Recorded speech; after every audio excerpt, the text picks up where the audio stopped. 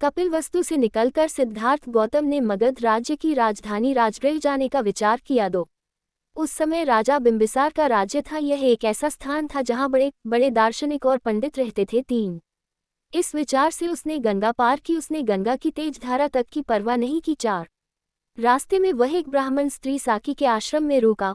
उसके बाद पद्म नाम की एक दूसरी ब्राह्मण स्त्री के आश्रम पर रुका और तब रवत नाम के ब्राह्मण ऋषि के आश्रम पर सभी ने उसका आतिथ्य किया। 5 उसका व्यक्तित्व, उसकी तेजस्विता और उसका अनुपम सौंदर्य ऐसा था कि उस प्रदेश के सभी लोगों को आश्चर्य हो रहा था कि उसने सन्यासी के वस्त्र कैसे धारण किए हैं। 6 उसे देखकर अन्यत्र जाता हुआ कोई कोई वहीं खड़ा रह गया। वहीं खड़ा खड़ा कोई शीघ्रता से उसके पीछे हो लिया। जो धीरे धीरे चल रहा था वह तेजी से दौड़ने लगा और जो बैठा था वह तुरंत खड़ा हो गया। 7 कुछ ने उसे हाथ जोड़कर नमस्कार किया, कुछ ने सिर झुकाकर आदर प्रदर्शित किया, कुछ ने उसे प्रिय वचनों से संबोधित किया। कोई एक भी ऐसा नहीं था जिसने उसके प्रति अपना आदर का भाव न दिखाया हो।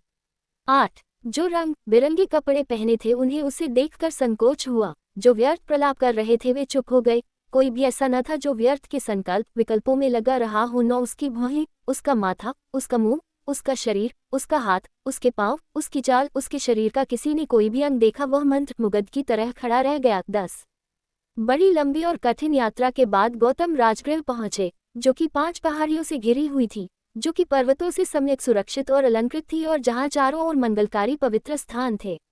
11 राजगृह पहुंचकर उसने वहां पांडव पर्वत के नीचे एक जगह चुनी और वहां अपने रहने के लिए पत्तों की एक छोटी सी झोपड़ी बना ली। 12 कपिलवस्तु राजगृह पैदल चलकर कोई 400 मील की सी दूरी पर है। 13 सिद्धार्थ गौतम ने ये सारी यात्रा पैदल की।